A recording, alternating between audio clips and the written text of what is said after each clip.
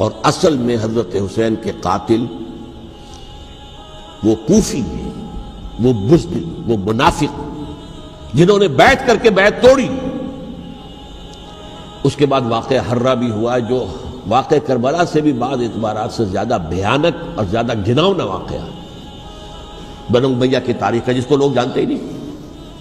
مدینہ کے کچھ لوگوں نے بغاوت کی اور انہوں نے اس کے خلاف فوج بھیجی، اور فوج کو جب مدینہ فتح کر لیا 3 دن کے لیے حلال کر دیا، جو چاہو کرو، یہاں جسے چاہو مارو، جسے چاہو لوٹو، جس کا گھر چاہو برباد کرو، جس عورت کو چاہو ریپ کرو۔ اور یہ مدینہ النبی کے اندر ہوا۔ تو کاٹ کھانے والی ملوکیت کے اندر بہت سے واقعات ہوئے۔ عبداللہ ابن زبیر کھڑے ہوئے، انہوں نے حکومت قائم کی تھی، لیکن یہ کہ وہ تو 6 سال کے لیے کامیاب بھی رہے، ایک حکومت قائم کی، بنو امیہ کے ہاتھ پر بیعت نہیں کی، بالآخر ان کی حکومت بھی ختم ہو گئی۔ پھر حضرت زید کھڑے ہوئے، انہوں نے بغاوت کی، وہ بھی ناکام رہ گئے۔ پھر بنو عباس میں کھڑے ہوئے حضرت نفس زکیہ، حضرت حسن رضی اللہ تعالیٰ عنہ کے اولاد میں سے، وہ بھی ناکام ہو گئے، شہید ہو گئے۔ انہوں نے عوام کو ایسا کھڑا کیا ہے کہ 20,000 سے لے کر 30,000 کے درمیان انسانوں نے جانیں دے دی۔ عورتوں کے جلوس نکلے، شیرخوار بچہ گود میں ہے عورت کے، اور گولی کھا رہی ہے اور مر رہی ہے، گر رہی ہے۔ اب سوچئے زندگی کتنی عزیز ہوتی ہے، اور شیرخوار بچے کے لیے ماں کی جو زندگی ہے، اس ماں کو اپنی زندگی کتنی عزیز تر ہوگی کہ اپنے لیے نہیں تو اس بچے کے لیے مجھے جینا ہے، لیکن نہیں، گولیاں کھائیں اور گری۔ یہ جذبہ انہی میں ہے۔ واقعہ یہ ہے کہ اہل سنت کے اندر یہ جذبہ نہ ہونے کے برابر ہے۔ یہ میں واشگاف الفاظ میں کہہ رہا ہوں۔ پورے عالم اسلام میں صرف شیعہ ایران ایسا نکلا ہے کہ جس نے بادشاہت کا خاتمہ کیا، باقی سعودی عرب میں بادشاہت بیٹھی ہوئی ہے، ڈٹ کر بیٹھی ہوئی ہے۔ اربوں ڈالر کا ایک ایک محل بنتا ہے ان بادشاہوں کا، اور سنی سن ہے، سن، کوئی حرکت نہیں۔ فرش التراب يضمني وهو غطاء کہ وہ ایک شخص کا کارنامہ، وہ یہودی فتنہ گر، وہ روح مصدق کا بروز، ہر قبا ہونے کو ہے اس کے جنوں سے تار تار۔ اسی طرح وہ عبداللہ ابن سبا یہودی فتنہ گر۔ آج اہل تشیع میں سے بعض حضرات کہتے ہیں کہ یہ عبداللہ ابن سبا یہ تو افسانوی شخصیت ہے، اس کی حقیقت کوئی تھی ہی نہیں، حالانکہ ان کی اپنی کتاب میں رجال کشی کے اندر اس کا ذکر موجود ہے۔ اور یہ بھی موجود ہے کہ حضرت علی رضی اللہ تعالیٰ عنہ نے اپنے عہد خلافت میں اسے زندہ جلوایا ہے۔ اس کی وجہ کیا تھی؟ یہ آیا مدینے کے اندر اسلام کا لبادہ اوڑھ کر، اس نے چند عقیدوں کی اشاعت شروع کی۔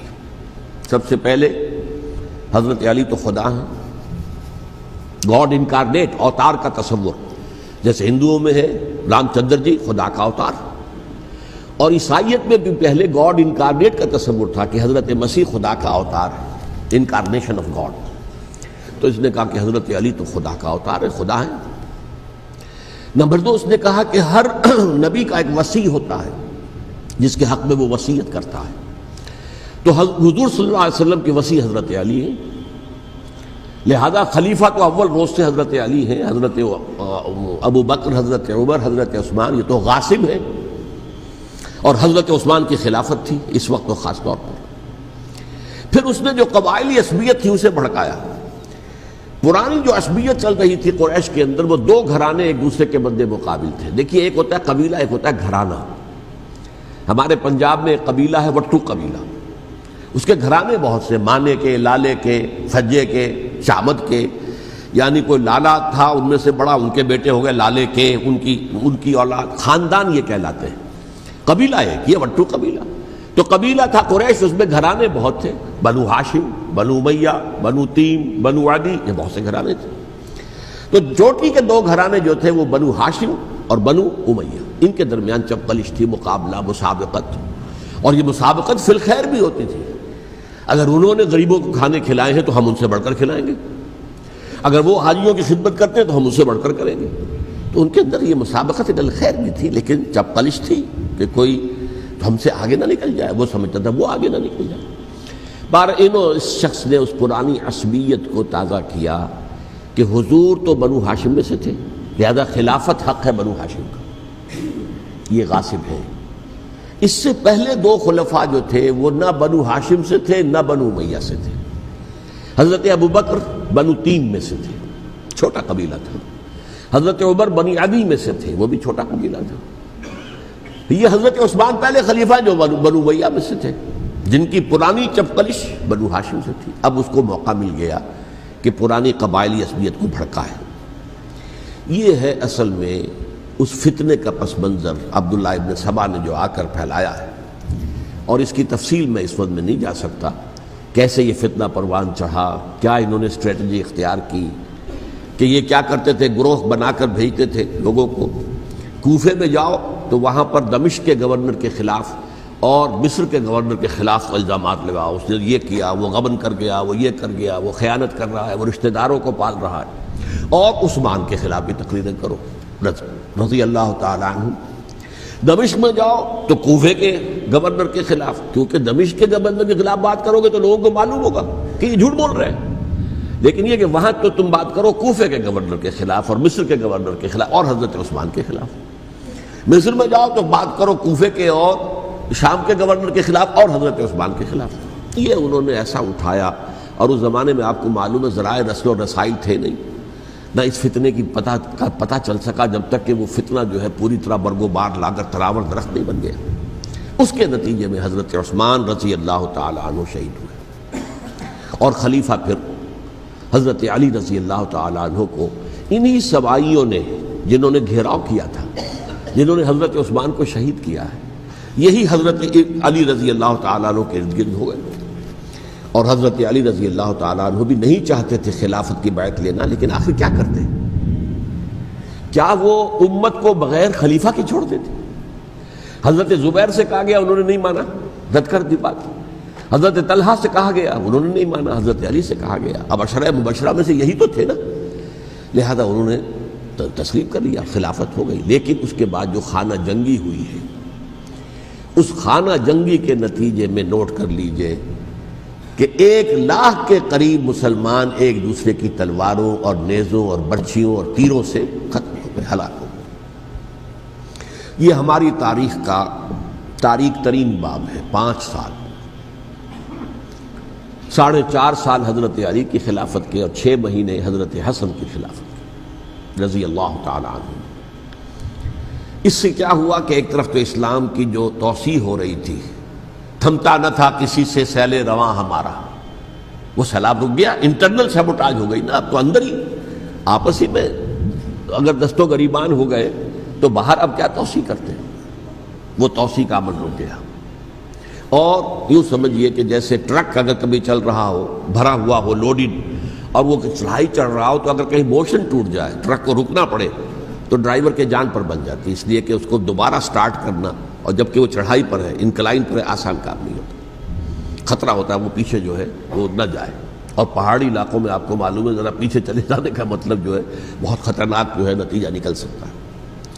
بہرحال حضرت علی رضی اللہ تعالیٰ عنہ نے اپنے خلافت میں ایک کام یہ کیا، اب اس کی کیا مصلحتیں تھیں یہ تو انہی کے علم میں ہوگا، ہم قیاس کر سکتے ہیں، میں اس طرف میں نہیں جانا چاہتا۔ ابھی تک خلافت کا مرکز تھا مدینہ منورہ، حضرت ابوبکر، حضرت عمر، حضرت عثمان، وہیں جہاں حضور صلی اللہ علیہ وسلم رہے تھے اور جہاں پر کہ حضور مدفون تھے۔ لیکن حضرت علی نے اپنا مرکز جو ہے وہ کوفہ بنا دیا۔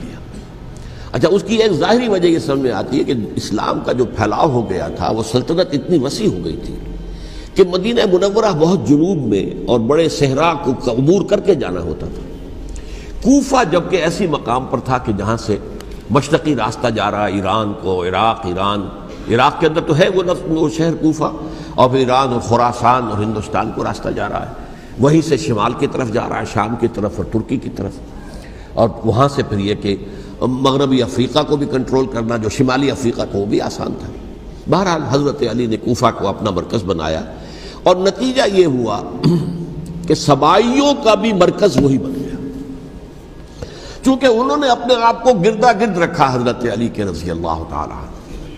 اب ظاہر بات ہے کسی پرٹیکولر پرسن کے خلاف تو کوئی مقدمہ موجود تھا نہیں، بلکہ جب جنگ جمل ہو رہی تھی، ابھی جنگ نہیں ہوئی تھی، حضرت عائشہ، حضرت طلحہ، حضرت زبیر وہ لے کر آئے تھے لشکر اس مطالبے کے لیے کہ حضرت عثمان کے قاتلوں کو سزا دی جائے، قصاص لیا جائے۔ حضرت علی رضی اللہ تعالیٰ عنہ سے گفت و شنید ہو رہی تھی، حضرت علی جو ہے اس پر آمادہ ہو گئے کہ ٹھیک ہے، میں جو بھی قاتلین عثمان ہیں ان کو گرفتار کر کے سزا دوں گا۔ عین اسی وقت کوفے کی مسجد کے اندر جو ہے 10,000 کا مجمع کھڑا ہو گیا، ہم سب قاتل عثمان ہیں، لو ہم سے بدلہ کہاں سے لوگے؟ اور انہوں نے کیا کیا، جاتے ہی جنگ چھیڑ دی۔ جب چھڑ جائے تو یا مرو یا مارو، اس کے سلاوہ تو کوئی چارہ کار ہوتا ہی نہیں۔ ایک رات میں 10,000 مسلمان شہید ہوئے، جن میں 2 عشرہ مبشرہ میں سے حضرت زبیر اور حضرت طلحہ رضی اللہ تعالیٰ عنہ۔ تو یہ صورت تھی، سبائیوں نے گھیراؤ کیا حضرت علی کا رضی اللہ تعالیٰ۔ حضرت معاویہ دعوے دار نہیں تھے خلافت کے، قطعاً نہیں، ان کا صرف ایک دعویٰ تھا، اور وہ یہ تھا کہ عثمان کے قاتلوں کو گرفتار کرو، یا خود سزا دو یا ہمارے حوالے کرو، ہم اس سے قصاص لیں گے۔ اس لیے کہ قبیلہ بنو امیہ کا تھا اور حضرت امیر معاویہ بنو امیہ میں سے، تو ایک خاندانی طور پر جو ہے ہم قصاص لیں گے ان سے جنہوں نے قتل کیا ہے حضرت عثمان کو۔ لیکن یہاں ظاہر بات ہے کہ حضرت علی رضی اللہ تعالیٰ عنہ کی طرف سے مطالبہ یہ ہوتا تھا، تم پہلے میری بیعت کرو، میرے ہاتھ مضبوط کرو تاکہ میں ان کے خلاف کوئی اقدام کر سکوں۔ لیکن انہیں یہ اندازہ تھا کہ اگر میں نے بیعت کی تو ظاہر بات ہے کہ حضرت علی تک پہنچنے سے پہلے مجھے گردن اڑا دیں گے یہ لوگ، اس لیے کہ سبائی جو ہے وہ آپ کو گھیرے ہوئے۔ بہرحال ایک عجیب الجھاؤ، ایک ڈائلیما تھا جس کی وجہ سے یہ جنگ چلتی رہی، اور حضرت علی رضی اللہ تعالیٰ عنہ کو انہی کے شیعان علی ہی کے اندر سے وہ جماعت علیحدہ ہوئی تھی جس کو ہم خوارج کے نام سے جانتے ہیں، اور ایک خارجی ابن ملجم ہی نے حضرت علی کو شہید کیا رضی اللہ تعالیٰ عنہ۔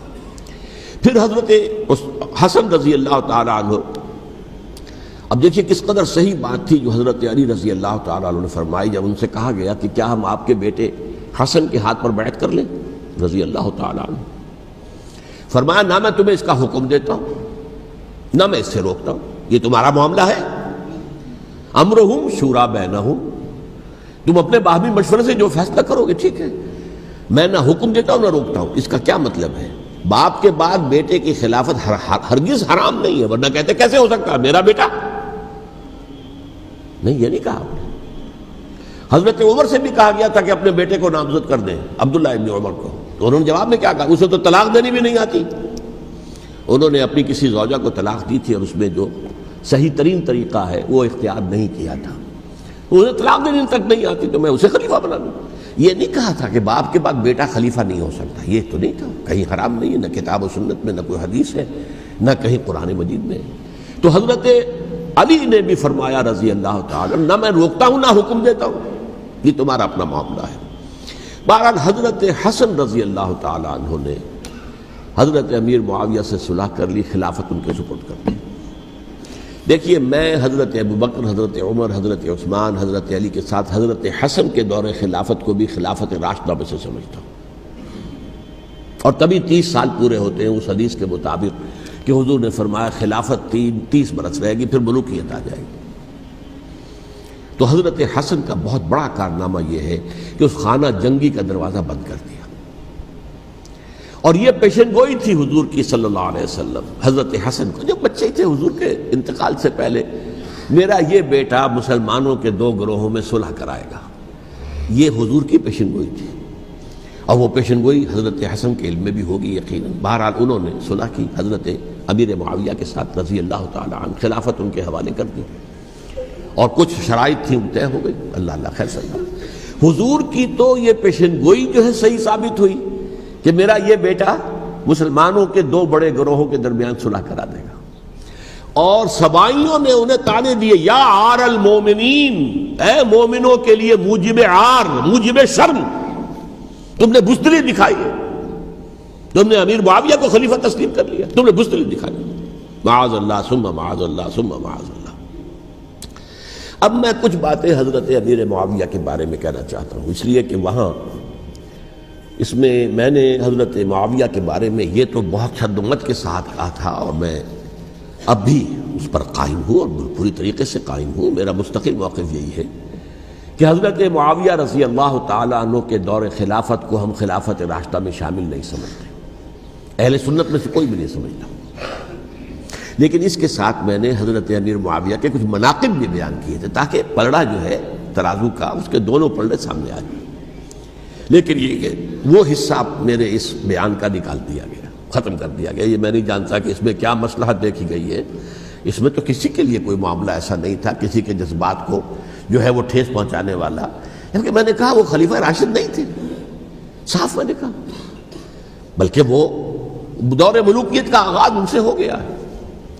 بلکہ جب ایک صاحب نے یہ کہا کہ کربلا کے بعد سے دور ملوکیت آ رہی تھی تو میں نے کہا نہیں جناب، دور ملوکیت تو 20 سال پہلے پوری ہو چکی تھی، شروع ہو چکی تھی. حضرت امیر معاویہ کے بھی 20 سال جو ہے وہ دور ملوکیت میں شمار ہیں. انہیں کسرى العرب بھی کہا گیا، عرب کے کسریٰ، جو شہنشاہ ایران کا خطاب تھا حضرت معاویہ رضی اللہ تعالیٰ عنہ کو کسرى العرب کہا گیا، عرب کا کسریٰ یہ. لیکن دوسری طرف یہ ہے کہ وہ صحابی رسول ہیں رضی اللہ تعالیٰ، حضور کے برادر نسبتی بھی ہیں، حضور کے سالے ہیں. ان کی ہمشیرہ ام حبیبہ حضور کی زوجہ محترمہ ہیں، ام المومنین ہیں ام حبیبہ رضی اللہ تعالیٰ عنہ. پھر کس قدر معتمد علیہ تھے حضور کے کہ کاتبان وحی میں شامل تھے. وحی کی کتابت کرنے والے چند لوگ تھے جنہیں کہ حضور کہتے تھے کہ اب یہ آیت لکھ لو. ان میں سے ایک امیر معاویہ بھی رضی اللہ تعالیٰ. تو بڑے توازن کی ضرورت ہے. دیکھیے صحابہ کرام کا جہاں تک تعلق ہے، اہل سنت کا موقف یہ ہے کہ صحابہ کلہم عدول، صحابہ سب کے سب نیک نیت ہیں اور ان کی روایت جو ہے قبول کی جائے گی، رد نہیں کی جائے گی، ان پر کوئی جرح و تعدیل نہیں ہوگی. اس لیے کہ ان کا تزکیہ محمد الرسول اللہ صلی اللہ علیہ وسلم نے کیا تھا. لہذا یہ تو ہو سکتا ہے کہ کسی صحابی سے کوئی خطا ہو جائے، لیکن وہ خطا اجتہادی ہوگی، نیت کی خطا نہیں ہوگی، نیت کی غلطی نہیں ہوگی. اگر کسی صحابی کی نیت پر حملہ کیا جائے تو یہ اصل میں طعن ہے، حملہ ہے حضور پر کہ وہ تربیت دے ہی نہیں سکے اپنے ساتھیوں کو. معاذ اللہ ثم معاذ اللہ ثم معاذ اللہ، وہ تزکیہ کر ہی نہیں سکے. 3 جگہ جو قرآن میں آیا ہے یتلو علیہم آیاتہ ویزکیہم، تو کیا تزکیہ کیا؟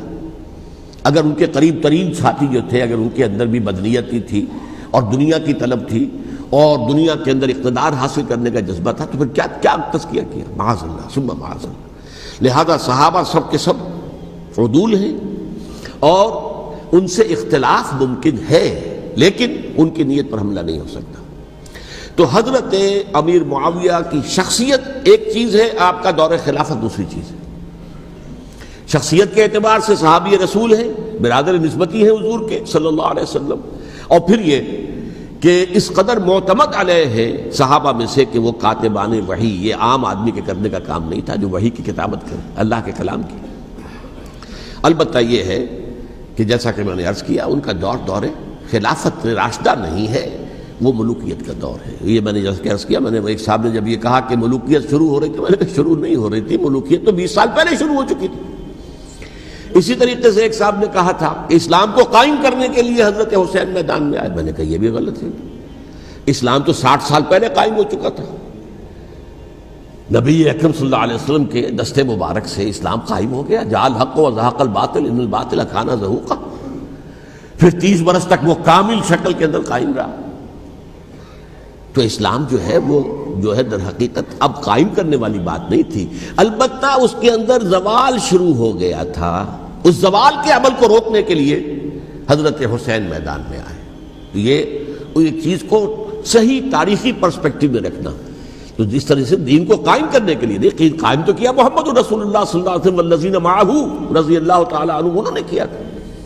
ہاں اب جو ہے وہ اپنی اس شاندار حیثیت سے نیچے گرنے لگا تھا. وہ میں بعد میں عرض کروں گا کہ میں نے اسے کیا عرض کیا تھا کہ یہ اس زوال کو روکنے کے لیے کسی طریقے سے یہ اپنی اصل حقیقت میں قائم رہے. یہ حضرت حسین رضی اللہ تعالیٰ عنہ کی سعی تھی. اچھا، حضرت امیر معاویہ کے جو 20 سال ہیں وہ پورے امن، سکون، اطمینان، کوئی جھگڑا، کوئی فساد، کوئی اختلاف، کوئی باہمی فانت دنی، کچھ 20 سال.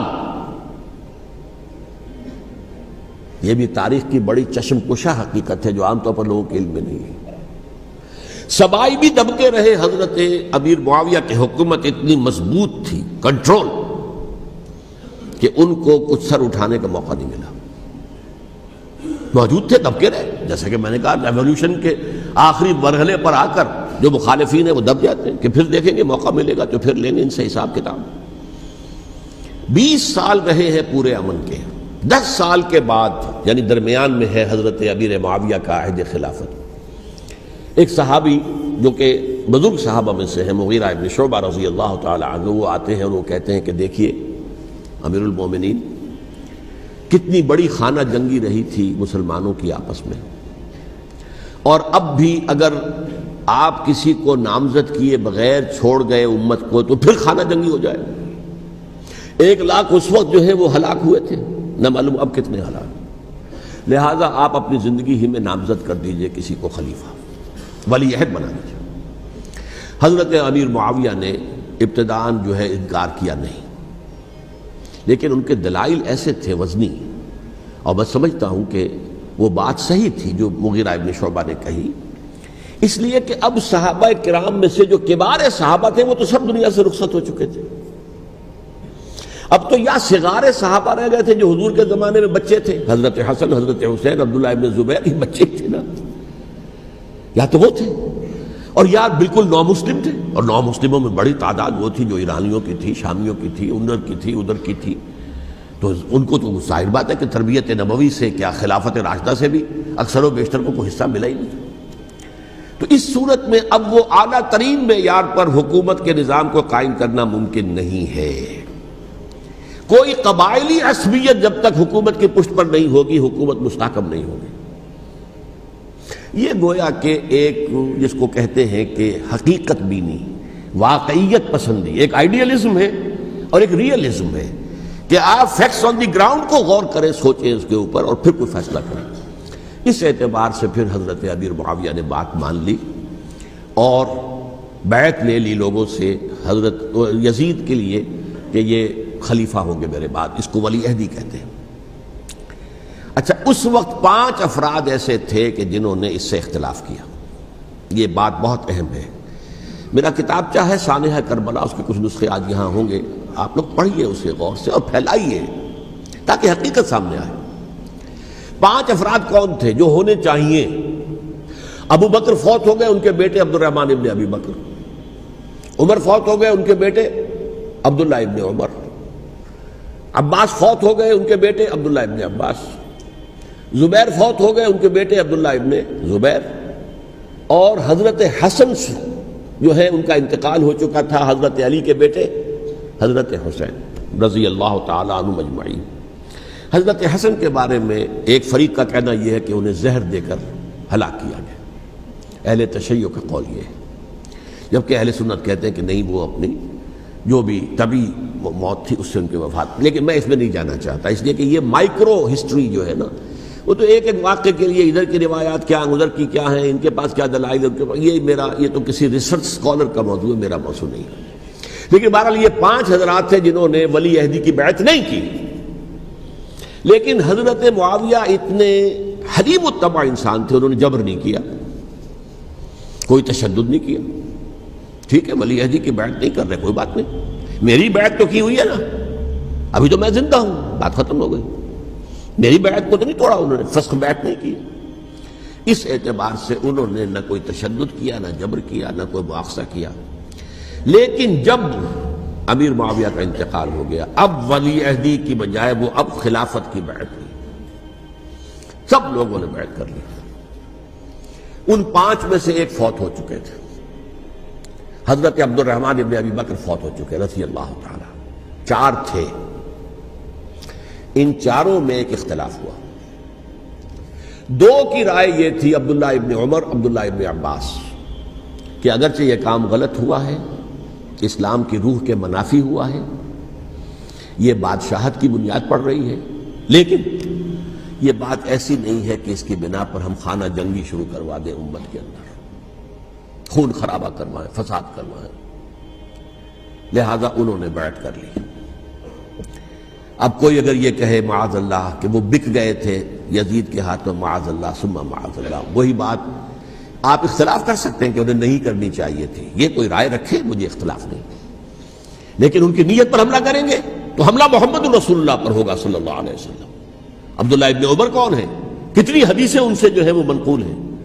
عبداللہ ابن عباس کون ہے؟ جنہیں حضور نے جو ہے جن کے لیے دعا کی تھی، اے اللہ فقہہ فی الدین وعلمہ التاویل، اے اللہ اس نوجوان کو دین کا فہم عطا کر اور قرآن کی تعویل اور تفسیر کا علم عطا کر، حبر الامہ کہلاتے ہیں۔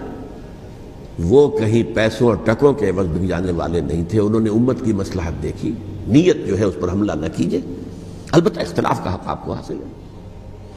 دو حضرات جو ہے ڈٹے رہے کہ نہیں ہمیں کم وٹ میں ریزسٹ کرنا ہے۔ عبداللہ ابن زبیر عمر کے اعتبار سے وہ بڑے ہیں، مسلمانوں میں سب سے پہلے ولادت مدینے میں جا کر جو ہوئی ہے وہ عبداللہ ابن زبیر کی ہوئی ہے۔ ہجرت کر کے جب مہاجرین وہاں پہنچے کچھ عرصے تک کسی کے ہاں کوئی اولاد نہیں ہوئی تو لوگوں نے تانے دینے شروع کر دیے کہ معلوم ہوتا ہے کہ یہاں آ کر یہ مکے کے رہنے والے جو ہے کمزور ہو گئے ہیں، ان کی ہاں اولاد ہی نہیں ہو رہی۔ پھر عبداللہ ابن زبیر کی ولادت ہوئی ہے، یہ حضرت ابو بکر کے نواسے ہیں، حضور کی زوجہ محترمہ حضرت عائشہ کی بہن حضرت دیکھیے ابھی نام نکل گیا ہے جی، حضرت اسماء رضی اللہ تعالی عنہا عنہما، یہ ان کے صاحبزادے ہیں، حضرت زبیر کے بیٹے۔ ان کا فیصلہ ہوا کہ ہمیں رجسٹ کرنا ہے کم وٹ میں، ایٹ اینی کاسٹ۔ حضرت حسین ابن علی رضی اللہ تعالی عنہما کا بھی فیصلہ ہوا کہ ہمیں رجسٹ کرنا ہے کم وٹ میں۔ البتہ ان میں بھی ایک اختلاف ہو گیا، یعنی یہ دو تو جڑے رہے، ان دو میں اختلاف ہو گیا۔ عبداللہ ابن زبیر کا کہنا یہ تھا کہ ہمیں حجاز میں رہنا چاہیے، یہ سرزمین ہے جس میں نبوت کی برکات سب سے زیادہ ہیں، یہاں ہم مضبوط قلعے کے اندر ہیں، ہمیں یہاں سے جو ہے رجسٹ کرنا چاہیے اور ختم کرنا چاہیے اس نظام کے اندر جو خرابی آ گئی ہے اس کو۔ حضرت حسین رضی اللہ تعالیٰ عنہ کے پاس خطوط کا تانتا بنا ہوا تھا، کوفے سے لوگ خط لکھ رہے تھے، آئیے آئیے آئیے ہم آپ کے ہاتھ پر بیعت کریں گے، ہم آپ کے ہاتھ پر بیعت کریں گے، ہم آپ کے ہاتھ پر بیعت کریں گے۔ یہی وہ کوفہ جو حضرت علی کا دارالخلافہ رہا تھا اور جو پھر سبائیت کا گڑھ بن گیا تھا۔ چنانچہ حضرت حسین نے حضرت مسلم بن عقیل کو بھیجا وہاں پر کہ میرے نمائندے کی حیثیت سے جا کر وہاں پر بیعت لو۔ 10-12 ہزار افراد نے بیعت کر لی، لیکن اس کے بعد یزید کی طرف سے گورنر بنا کے بھیجا گیا ابن زیاد کو۔ ابن زیاد نے آ کر جو تشدد کیا اور سختی کی تو سب کے سب بیعت توڑ کر اور سب منحرف ہو گئے۔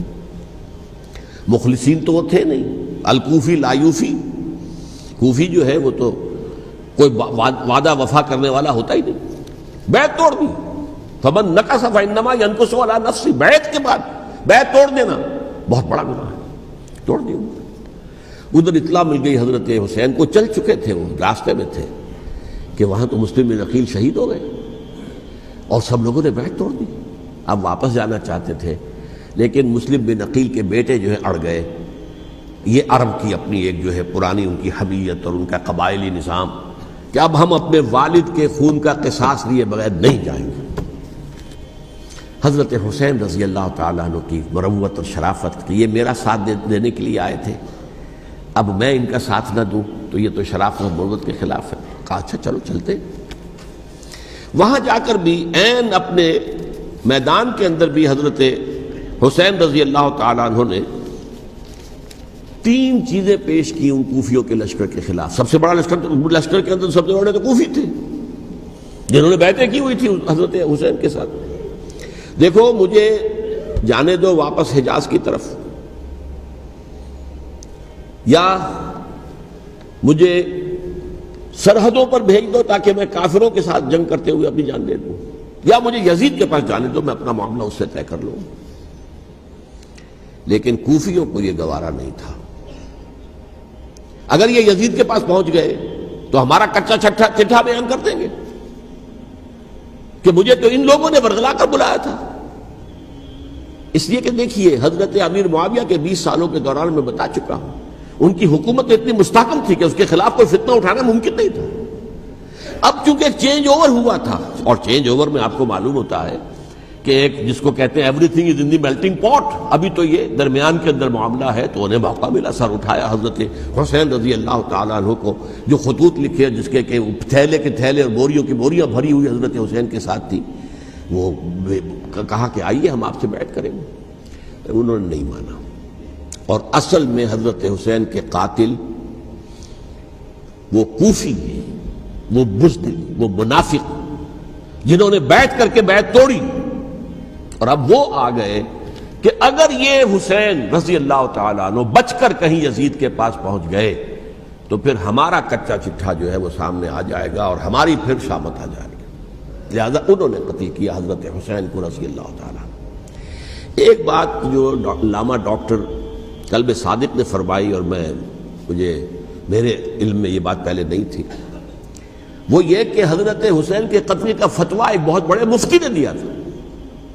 یہ بات بھی ذرا سمجھ لیجیے، حضرت حسین رضی اللہ تعالیٰ عنہ کے قتل کا فتویٰ ایک بہت بڑے مفتی نے دیا تھا۔ کیوں دیا تھا؟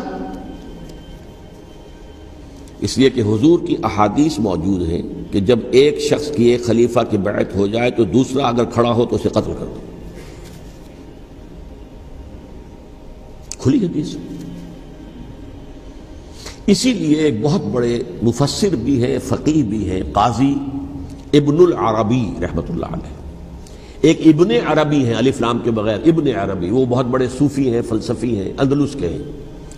یہ قاضی ابن العربی ہیں جنہوں نے قرآن کی ایک تفسیر لکھی ہے اس اعتبار سے کہ صرف ان آیات کی تفسیر جن سے کہ فقہی احکام جو ہیں ان کا استنباط ہوتا ہے۔ یہ دو تفسیریں اس طور سے لکھی گئی ہیں قرآن مجید کی، احکام القرآن ان کا نام ہے دونوں کا، جن میں سے ایک جو ہے قاضی ابن العربی کی ہے۔ ان کا ایک جملہ نقل ہوتا ہے، قتل الحسین بسیف جدہ، حسین قتل ہو گئے اپنے ہی نانا کی تلوار سے۔ وہ تلوار کیا تھی؟ جب کسی کی بیعت ہو چکی ہو پھر کوئی کھڑا ہو مدعی خلافت، قتل کر دو۔ میرے نزدیک حضرت حسین مدعی خلافت نہیں تھے، یہ بات اس وقت سامنے لوگوں کے نہیں آئی، بلکہ حکومت نے یہ باور کرا دیا کہ یہ تو باغی ہے، یہ مدعی ہے خلافت کے۔ انہوں نے تو دعویٰ نہیں کیا خلافت کا، وہ تو صرف اس عمل کو روکنے کے لیے میدان میں آئے تھے۔ اور اس بات کو اچھی طرح سمجھ لیجئے کہ اس وقت تک یہ جو تصور آج ہمارے پاس ہے کہ ریاست علیحدہ ہے، حکومت علیحدہ ہے، state of Pakistan, we are loyal to the state of Pakistan, ہم ریاست پاکستان کے وفادار ہیں، گورنمنٹ آف پاکستان کے وفادار نہیں ہے، we are not loyal to the government. Government تو کبھی بے نظیر کی تھی، ہم اس کے خلاف تحریک چلا رہے تھے، یا کبھی کسی اور کی تھی اس کے خلاف تحریک چل رہی ہے، یا کبھی ضیاء الحق کی تھی اس کے خلاف تحریک چل رہی ہے۔ گورنمنٹ کو بدلنا تو عوام کا حق ہے، آج، اس وقت نہیں تھا۔ اس وقت ریاست اور حکومت کا کوئی فرق نہیں تھا، لہذا جو حکومت سے اختلاف کرے گویا کہ باغی ہے۔ یہ ہے اصل میں وہ پیچیدہ مسئلہ کہ کیوں کسی مفتی نے فتویٰ دے دیا، اس لیے کہ اس وقت تک ریاست اور حکومت کا فرق واضح نہیں تھا دنیا پر۔ یہ تو ابھی کوئی 100-150 سال کی بات ہے کہ آج ہمارا جو پولیٹیکل سائنس کا ایولیوشن ہوا ہے وہ اس اسٹیج تک پہنچ گیا ہے کہ اسٹیٹ علیحدہ ہے، حکومت علیحدہ ہے۔ حکومت تو اسٹیٹ کے 3 آرگنز میں سے ایک آرگن ہے، ایڈمنسٹریشن حکومت کی ہے، جوڈیشری ہے اور لیجسلیچر ہے، 3 آرگنز ہیں بڑے بڑے، ان میں سے ایک ہے۔ تو حکومت کو بدلنا تو عوام کا حق ہے، چاہے وہ ووٹ کے ذریعے بدلیں، چاہے ایجیٹیشن، اگر پرامن ایجیٹیشن ہے اس سے حکومت کو بدلنے کا حق حاصل ہے دستوری طور پر ہر اعتبار سے۔ اس وقت یہ نہیں تھا، لہذا صورتحال یہ بن گئی کہ حکومت وقت نے باور کرا دیا مسلمانوں کو، ورنہ سوچئے نواسہ رسول کو قتل کرنا کوئی آسان کام تھا۔ آخر سب کلمہ گو تھے کہ نہیں تھے؟ کلمہ گو تو تھے نا، اور حضور سے عقیدت اور محبت میں کمی، لیکن یہ کہ فتویٰ اگر ایک بہت بڑے مفتی کا، جو کہ حضرت علامہ ڈاکٹر قلب صادق صاحب نے فرمایا، مجھے اس مفتی کا نام بھی معلوم نہیں، کہ ایک مفتی ہی کا فتویٰ تھا وہ، جس کے بنا پر اب ان لوگوں نے حضرت حسین کو قتل کیا، اور یہی وجہ ہے کہ انہوں نے پھر خیموں کو بھی آگ لگا دی۔ وائی، حالانکہ دیکھیے اگر دشمنی کا انتقام ہوتا تو حضرت علی بن حسین جو بیمار تھے، جو بعد میں زین العابدین رحمت اللہ علیہ کے نام سے پھر یہ اہل تشیع کے چوتھے امام معصوم ہیں، حضرت علی، حضرت حسن، حضرت حسین، اور پھر حضرت علی بن حسین زین العابدین رحمت اللہ علیہ، کیا ان کو بھی قتل کرتے تھے؟ حضرت حسین کی نسل ہی ختم ہو جاتی، لیکن نہیں کیا۔ آگ کیوں لگائی؟ آگ اس لیے لگائی کہ وہ جو ڈاکومنٹری پروف ہے ہماری غداری کا یزید کے خلاف حضرت حسین کو جو ہم نے دعوت دی، وہ جو ڈاکومنٹری پروف خطوط کی شکل میں موجود ہے وہ ختم ہو جائے، ڈسٹرائے ہو جائے۔ اس کے لیے انہوں نے خیموں میں آگ لگائی۔ بہرحال یہ ہے تاریخی پس منظر، یہ اسی سبائی فتنے کا تسلسل ہے جس نے سب سے پہلے حضرت عثمان کی جان لی رضی اللہ تعالیٰ عنہ، 5 سال تک مسلمانوں میں خانہ جنگی رکھی، حضرت علی کو پھر شہید کیا، اور اس کے بعد جو ہے 20 سال حضرت امیر معاویہ کے تو سر نہیں اٹھا سکے، لیکن پھر جب ایک چینج اوور ہو رہا تھا تو اس وقت انہوں نے موقع غنیمت سمجھا کہ اب کھڑے ہو جاؤ اور اب دوبارہ ایک فتنہ جو ہے اس کو امت کے اندر پیدا کر دو۔ اچھا، اس معاملے میں ایک بات جو میں نے وہاں کہی کہ ہمارے ہاں شاعرانہ جو مبالغہ آمیزی ہے، یہ میری گفتگو کا حصہ انہوں نے حذف کر دیا ہے، اور میں نے ایک سنی شاعر بہت بڑے عالم جن کے حوالے سے آج بھی میری تقریر ہوگی خالق جناح ہال میں، مولانا محمد علی جوہر کے ایک شعر کے حوالے سے کہا کہ قتل حسین اصل میں مرگ یزید ہے، اسلام زندہ ہوتا ہے ہر کربلا کے بعد۔ میں نے کہا بالکل محمل شعر ہے، اسلام مرا ہی نہیں تھا، زندہ ہونے کا کیا سوال؟ اور اگر کسی درجے میں مزمحل یا زخمی ہوا تھا تو وہ تو رہا، کربلا کے بعد بھی رہا، یزید کی حکومت بھی رہی، بنو امیہ کی حکومت بھی چلی، کوئی تبدیلی تو نہیں آئی۔ یہ کیا کہہ رہے ہیں؟ اسلام زندہ ہوتا ہے کربلا کے بعد؟ میں نے کہا اسلام مرا نہیں تھا۔ جیسے میں نے یہ کہا کہ ملوکیت جو ہے وہ اب شروع نہیں ہوئی، ملوکیت تو 20 برس پہلے شروع ہو چکی تھی حضرت امیر معاویہ کے، لیکن ظاہر بات ہے کہ حضرت حسن نے، حضرت حسین نے اس کو قبول کیا، اور حضرت حسین نے تو پھر 10 سال تک ولی عہدی جو تھی چاہے بیعت نہیں کی، لیکن اس کے خلاف میدان میں آ کر چیلنج تو نہیں کیا۔ اس اعتبار سے یہ معاملہ جو ہے اسلام زندہ ہوتا ہے کربلا کے بعد، یہ بے تکی بات ہے۔ ہاں، حضرت شاہ اسماعیل شہید رحمۃ اللہ علیہ کی اگر میں تشبیہ کو، تمثیل کو سامنے رکھوں تو اسلام کی عمارت 6 منزلہ ہے، 6ٹھی منزل ٹاپ کی وہ گر گئی، 5 منزلیں انٹیکٹ تھیں، اسلام مرا نہیں تھا۔ عدالت میں شریعت کے مطابق فیصلے ہو رہے تھے، قاضی تھے، مفتی تھے، شریعت نافذ تھی، اسلام کہاں مرا تھا؟ جبکہ خود کہہ رہے ہیں علامہ کلب صادق کے ایک مفتی کے فتوے سے ہی حضرت حسین کو قتل کیا گیا۔ اب وہ مفتی کی رائے، اس کی بدنیتی ہو، جو بھی ہو، وہ جانے، اللہ جانے، لیکن عام مسلمان کیا کرے؟ اس پہلو سے اسلام مرا نہیں تھا۔ ہاں، ایک منزل گر گئی تھی، وہ گری رہی، 1000 برس تک گری رہی، یہاں تک کہ آ کر مغربی امپیریلزم نے اس کے گرایا، ملوکیت کا معاملہ ختم کیا، اور وہ جبرین ملوکیت دوسری آ گئی، ورنہ وہی بادشاہی چلی ہے۔ بلکہ دور بنو امیہ میں وہ بادشاہی پوری طرح اس نے بالوں پر نہیں نکالے تھے، اصل باروں پل تو اس نے نکالے ہیں دور بنو عباس میں آ کر، اور پھر سلاطین جو ہے ترک، جو ترک خلفاء ہے، ان کا بھی بادشاہت تھی، اور کیا تھا، وہ خلافت تو نہیں تھی۔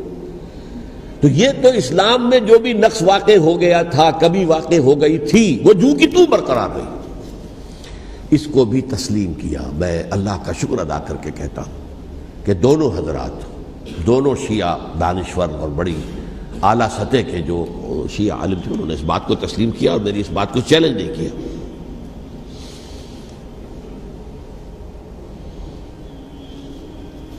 اصل میں تیسری بات میں نے یہ کہی کہ دیکھیے، حضرت حسین رضی اللہ تعالی عنہ کی اس شہادت کے بعد، اس کے بعد واقعہ حرہ بھی ہوا، جو واقع کربلا سے بھی بعض اعتبارات سے زیادہ بھیانک اور زیادہ گھناؤنا واقعہ ہے، بنو امیہ کی تاریخ ہے، جس کو لوگ جانتے ہی نہیں۔ مدینہ کے کچھ لوگوں نے بغاوت کی اور انہوں نے اس کے خلاف فوج بھیجی، اور فوج کو جب مدینہ فتح کر دیا، 3 دن کے لیے حلال کر دیا، جو چاہو کرو، یہاں جسے چاہو مارو، جسے چاہو لوٹو، جس کا گھر چاہو برباد کرو، جس عورت کو چاہو ریپ کرو، اور یہ مدینہ النبی کے اندر ہوا۔ تو کاٹ کھانے والی ملوکیت کے اندر بہت سے واقعات ہوئے۔ عبداللہ ابن زبیر کھڑے ہوئے، انہوں نے حکومت قائم کی تھی، لیکن یہ کہ وہ تو 6 سال کے لیے کامیاب بھی رہے، ایک حکومت قائم کی، بنو امیہ کے ہاتھ پر بیعت نہیں کی، بالآخر ان کی حکومت بھی ختم ہو گئی۔ پھر حضرت زید کھڑے ہوئے، انہوں نے بغاوت کی، وہ بھی ناکام رہ گئے۔ پھر بنو عباس میں کھڑے ہوئے حضرت نفس زکیہ، حضرت حسن رضی اللہ تعالیٰ عنہ کے اولاد میں سے، وہ بھی ناکام ہو گئے، شہید ہو گئے۔ پھر یہ سمجھ لیا گیا کہ اب یہ جہاں تک 6ٹھی منزل ہے وہ تو دوبارہ تعمیر نہیں ہو سکتی، یہ تو جس کی لاٹھی اس کی بھینس، جس کے پاس طاقت ہوگی اس کی حکومت ہوگی، جس کا قبیلہ زیادہ قوی ہوگا، جس قبیلے میں زیادہ عصبیت ہوگی، مضبوط ہوگا، متحد ہوگا، طاقتور ہوگا، اسی کی حکومت ہوگی۔ البتہ اس کے نیچے لوگوں کے اخلاق کی اصلاح کرو، صوفیاء کرام نے وہ کام اپنے ذمے لیا، اور بالکل وہی کام ہے کہ جو ائمہ اہل بیت کرتے رہے۔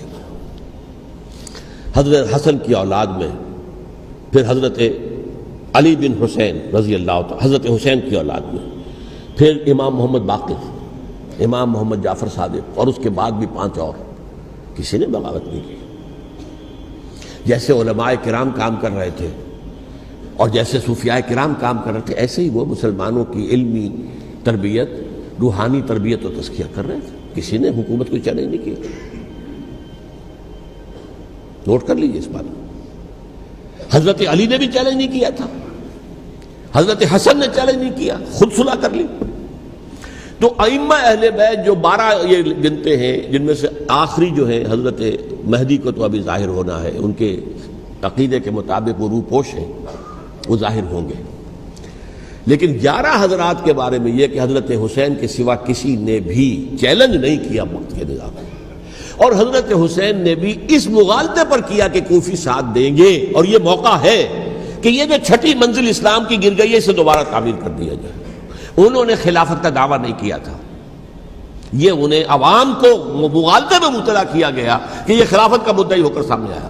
جیسا کہ میں نے آپ سے کہا تھا، امیر معاویہ نے حضرت علی کے عہد خلافت میں کبھی خلافت کا دعویٰ نہیں کیا، مدعی خلافت نہیں تھے وہ تو یہ کہتے تھے کہ قاتلان حسین جو ہے، قاتلان عثمان کو سزا دو، قصاص دو، بس۔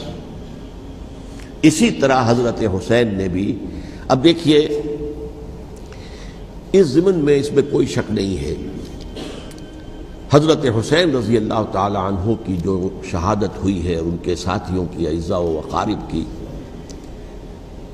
تاریخ انسانی میں یہ عزم، ہمت، شجاعت، مثابرت، صبر، استقلال، استقامت، اس کی بہت روشن مثال ہے، بہت روشن مثال ہے، بہت روشن مثال ہے۔ لیکن اس سے تاریخ کی رفتار پر کوئی اثر نہیں پڑا۔ وہ جو ملوکیت آ گئی تھی وہ اور گہری سے گہری ہوتی چلی گئی۔ واقعہ کربلا کے بعد تو واقعہ ہررا ہوا میں نے گنوا دیا، اس سے زیادہ تو میرے خیال میں کہ اور ہمارے لیے لائق شرم جو ہے کوئی واقعہ ہے ہی نہیں اس پہلو سے۔ لیکن حضرت حسین کا ایک، اب ان کو یہ کہ میں مطلب یہ کہ اگر میں ان کے ہاتھ پر بیعت کر لیتا ہوں، جو کہ اس وقت سامنے موجود تھے، کہ یزید کی بیعت تمہارے ہاتھ پر کرتا ہوں، تو گویا کہ اپنے آپ کو سرنڈر کر دیتے۔ وہی خطرہ جو امیر معاویہ کو تھا کہ مجھے وہ تو پہنچنے بھی نہیں دیں گے علی تک رضی اللہ تعالیٰ عنہ، اور مجھے پہلے ہی شہید کر دیں گے، یہی خطرہ حسین کو تھا رضی اللہ تعالیٰ عنہ کہ مجھے یزید تک پہنچنے نہیں دیں گے، پہلے ہی قتل کر دیں گے۔ اور ویسے بھی یہ ایک شرافت، مروت اور حمیت اور غیرت اور عزت نفس کا تقاضا بھی تھا کہ بھائی معاملہ ہے یزید کا، میرا مجھے وہاں جانے دو، اللہ اللہ خیر سے، یو کین اسکورٹ می، میرے دائیں بائیں چلو تاکہ میں کہیں اور بھاگ نہ جاؤں تمہارے خیال میں، مجھے وہاں پہنچا دو، میں وہاں پہ جا کے اسے معاملہ کر لوں۔ لیکن انہوں نے قتل کیا، اصل قاتلان کوفی، وہی سبائی۔ البتہ یہ ہے کہ اس واقعے کی جو یادگار ہے اس میں کوئی شک نہیں ہے کہ اس نے مسلمانوں میں سے ایک گروہ کے دل میں قربانی اور شہادت کا جذبہ بہت پیدا کیا، اس میں کوئی شک نہیں۔ اور جس طریقے سے کہ عاشورہ محرم میں یاد منائی جاتی ہے، جس طریقے سے اس نے اہل تشیع کے اندر قربانی کا جذبہ بے انتہا پیدا کر دیا، اگرچہ وہ جذبہ بروئے کار نہیں آتا، اس لیے کہ ان کے ہاں یہ عقیدہ ہے، یہ طے ہے کہ جب تک حضرت مہدی ظاہر نہیں ہوں گے ہم کسی کے خلاف بغاوت نہیں کریں گے۔ یہ پوری تاریخ میں ان کا معاملہ رہا، تمام جو ہے ائمہ اہل بیت کا معاملہ رہا، جب تک مہدی نہیں آتے keep sitting and keep waiting, wait and see, that's all. یہ تو خمینی صاحب نے کیا ہے، آیت اللہ خمینی صاحب نے، کہ انہوں نے یہ ایران کے شیعوں کو باور کرایا کہ بھائی جب آئیں گے حضرت مہدی آ جائیں گے، لیکن ہم اب ہاتھ پر ہاتھ رکھ کر بیٹھے رہیں، باطل کو چیلنج بھی نہ کریں، ہمیں کچھ تو کرنا چاہیے، وہ ہاتھ پاؤں ہلانے چاہیے، اور کچھ نہیں تو مہدی کا راستہ جو ہے صاف کرنا چاہیے، تمہید کرنی چاہیے، ان کے راستہ ہموار کیا جائے۔ تو یہ ان کی بڑی عظمت ہے آیت اللہ خمینی صاحب کی کہ اہل تشیع ایران کے جو ہے ان سے انہوں نے یہ بات منوا لی کہ ہم بالکل انرٹ نہیں بیٹھے رہیں گے، بلکہ اب انہیں نائب امام قرار دے کر اور ولایت فقیہ کے فلسفے کے حوالے سے یہ دو چیزیں ان کی جو ہیں بنیادی فلسفے کی ہیں، وہ اس وقت میرا موضوع نہیں ہے۔ انہوں نے عوام کو ایسا کھڑا کیا ہے کہ 20,000 سے لے کر 30,000 کے درمیان انسانوں نے جانیں دے دی، عورتوں کے جلوس نکلے، شیرخوار بچہ گود میں ہے عورت کے اور گولی کھا رہی ہے اور مر رہی ہے، گر رہی ہے۔ آپ سوچئے زندگی کتنی عزیز ہوتی ہے، اور شیرخوار بچے کے لیے ماں کی جو زندگی ہے اس ماں کو اپنی زندگی کتنی عزیز تر ہوگی کہ اپنے لیے نہیں تو اس بچے کے لیے مجھے جینا ہے، لیکن نہیں، گولیاں کھائیں اور گری۔ یہ جذبہ انہی میں ہے۔ واقعہ یہ ہے کہ اہل سنت کے اندر یہ جذبہ نہ ہونے کے برابر ہے۔ یہ میں واشگاف الفاظ میں کہہ رہا ہوں۔ پورے عالم اسلام میں صرف شیعہ ایران ایسا نکلا ہے کہ جس نے بادشاہت کا خاتمہ کیا، باقی سعودی عرب میں بادشاہت بیٹھی ہوئی ہے، ڈٹ کر بیٹھی ہوئی، اربوں ڈالر کا ایک ایک محل بنتا ہے ان بادشاہوں کا، اور سنی سن ہے، سن، کوئی حرکت نہیں۔ وہ تو اب جو حرکت ہو رہی ہے وہ اینٹی امریکن حرکت ہے جو ہو رہی ہے، وہ در حقیقت وہ مسئلہ بالکل دوسرا ہے جو اس وقت ہو رہا ہے، لیکن یہ کہ عالم اسلام میں کوئی تحریک ایسے نہیں اٹھی۔ یہ اہل تشیع میں ہے جو بالکل استثنائی بات ہے کہ انہوں نے جو ہے ایک ایسا بادشاہ جس کو کہا جاتا تھا کہ اس کا جو اسلحہ خانہ ہے وہ ایشیا میں سب سے بڑا اسلحہ خانہ ہے، جو 2500 سالہ پرانی جو ایک عظمت تھی ایران کی اس کو دوبارہ تازہ اور زندہ کرنا چاہتا تھا۔ 2500 سالہ برسی اس نے منائی تھی، اس کے لیے ایک شہر آباد کیا تھا کہ خسرو یا سائرس یا ذوالقرنین قرآن مجید کی اصطلاح میں اس کی یادگار بنائی تھی، اور وہ سوچ رہا تھا کہ وہی عظمت دوبارہ ایران کی ہوگی جو کہ خسرو کے زمانے میں تھی، جس کا قرآن مجید میں سورہ کہف کے اندر ذکر ہے، مشرقی فتوحات، مغربی فتوحات، شمالی فتوحات۔ تو وہ بادشاہ ہے اس کو بھاگنا پڑا ہوا قربانی کی وجہ سے۔ تو یہ جو ہے واقعہ کربلا نے، اس میں کوئی شک نہیں ہے کہ ایک ایسی مشعل روشن کی ہے جس کو کہ ہر شخص کو دیکھنا چاہیے۔ یہ بھی انسان، جیسے کہ اقبال نے ایک شعر کہا تھا غالب کے لیے، فکر انسان پر تیری ہستی سے یہ روشن ہوا ہے، پرے مرغ تخیل کی رسائی تاک ہو جا۔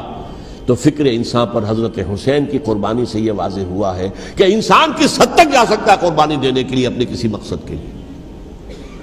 مقصد ان کا جو تھا، میں نے اسی لیے آیت پڑھی تھی، معاذ اللہ ثم معاذ اللہ۔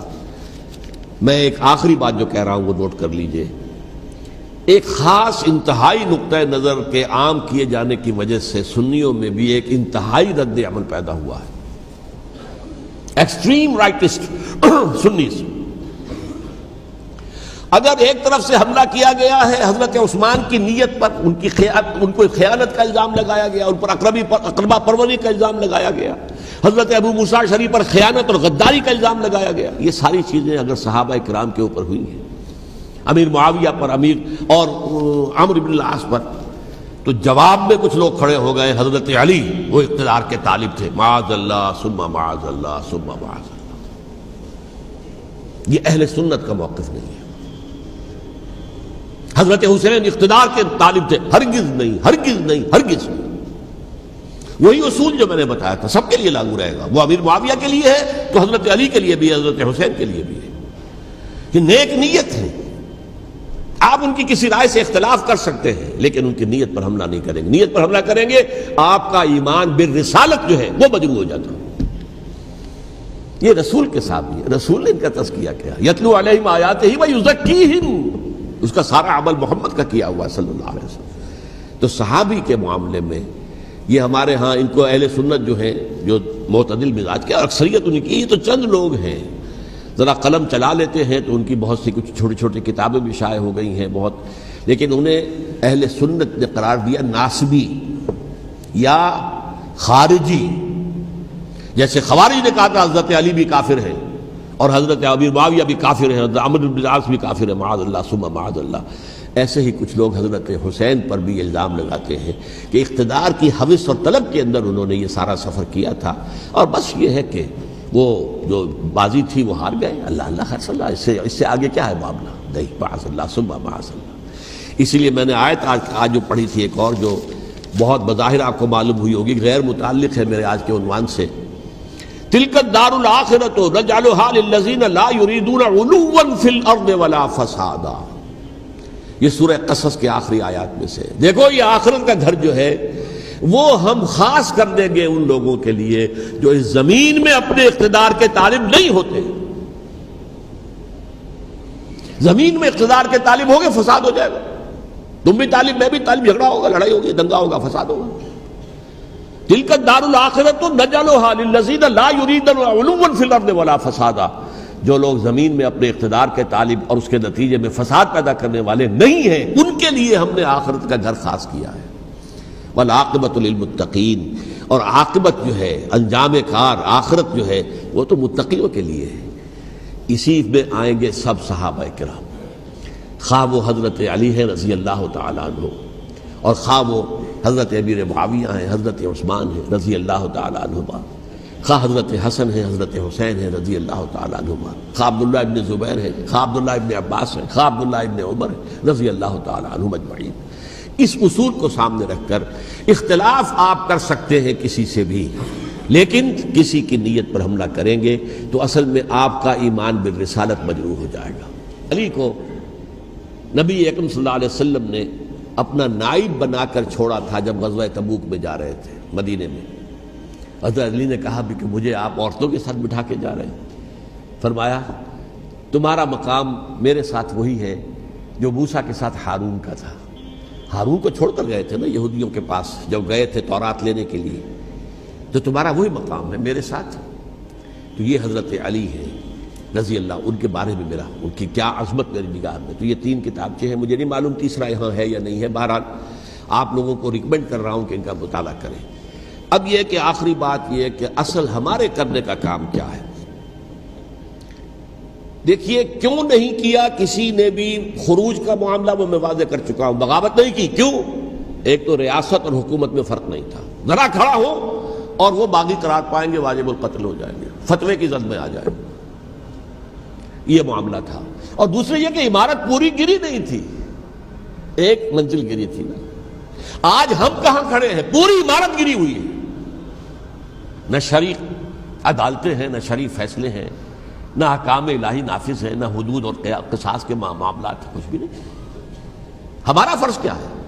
حضرت حسین کی مدح کرتے رہیے, تعریف کرتے رہیے, صحابہ کرام کی مدح کرتے رہیے, مدح صحابہ, اس کے لیے مجلسیں قائم ہو رہی. بھائی کر کیا رہے ہو؟ تھے تو آبا وہ تمہارے ہی, مگر تم کیا ہو؟ ہاتھ پر ہاتھ دھرے منتظر فردا ہو. تلک امۃ قد خلت لہا ما کسبت ولکم ما کسبتم. وہ تو ایک امت تھی جو چلی گئی, اللہ کے ہاں پہنچ گئے. جو کچھ انہوں نے کمایا وہ ان کے لیے, تمہارے لیے نہیں ہے. تمہارے لیے وہ ہوگا جو تم کماؤ گے.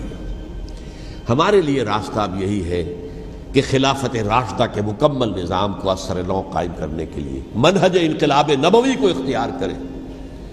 میری کتاب اس پر, کیسٹس اس پر, آڈیو کیسٹس, ویڈیو کیسٹ, سی ڈیز, نہ معلوم ڈی وی ڈی, سب کچھ موجود. سیرت النبی پر تو میں عرض کر چکا ہوں, فلسفہ سیرت النبی سمجھنا ہے تو میری کتاب پڑھیے, ورنہ سیرت النبی آپ پڑھ لیں گے, واقعات معلوم ہو جائیں گے, فلسفہ سیرت سامنے نہیں آئے. اس کا آپ مطالعہ کریں گے میری کتاب سے. اور دوسرے یہ کہ یہ خلافت قائم کرنے کے لیے جو جد و جہد ہم کر رہے ہیں, تحریک خلافت پاکستان جس کا میں داعی ہوں ادنا سا, وہ تنظیم نہیں ہے, میں اس کا امیر نہیں, وہ ایک تحریک ہے. جیسے تحریک پاکستان کہلاتی تھی جس کی تنظیم تھی مسلم لیگ, پارٹی کا نام مسلم لیگ تھا, لیکن تحریک پاکستان. اس طرح تحریک خلافت پاکستان وہ ہم نے چلائی ہے تنظیم اسلامی کے تحت. یہ خلافت جب پہلی چلی تھی آج سے 84 سال قبل, نومبر 1921 میں خالد دینہ ہال میں وہ مقدمہ چلا تھا, جس کے نتیجے میں بڑے بڑے جو لیڈر تھے ہمارے, مولانا محمد علی جوہر اور مولانا حسین مدنی اور مولانا ابوالکلام آزاد, ان سب کو 2 سال کی قید کی سزا سنائی گئی تھی. بغاوت, مقدمہ بغاوت, یہ خالد دینہ ہال.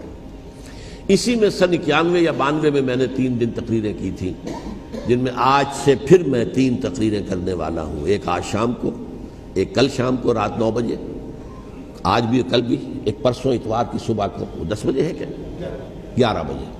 تو ان میں آپ حضرات شرکت فرمائیں, تاکہ اصل جو ہمارے کرنے کا کام ہے, تاریخ کو بھی سمجھنا چاہیے, تاریخ کے عوامل کیا ہیں, کیا پس پردہ عوامل کار فرما تھے, کیا کسی شے کی اصل حقیقت ہے, وہ سمجھنا چاہیے. لیکن یہ ہے کہ اس اعتبار سے میں نے جب یہ لفظ استعمال کیا تھا اس مذاکرے میں لپ سروس، کہ یہ ہم صرف لپ سروس کرتے رہے، مدح کے بیان کرتے رہے، منقبت بیان کرتے رہے، حضور کی نعتیں کہتے رہے، اس سے تو بات نہیں بنے گی جب تک کہ وہ فرض منصبی شہادت علی الناس کا جو ہمارے ذمے ہے بحیثیت امت محمد صلی اللہ علیہ وسلم اس کو ادا نہ کرے۔ مجھے خوشی ہے کہ اس کی بھی تائید دونوں حضرات نے کی، ہاں یہ لپ سروس کا معاملہ ہے۔ اللہ تعالی حضرت حسین کے نقش قدم پر چلتے ہوئے، بلکہ اصل میں تو ہمارے لیے اسوہ رسول ہے محمد صلی اللہ علیہ وسلم کا، اس پر چلتے ہوئے ہم پاکستان میں اسلام کا نظام خلافت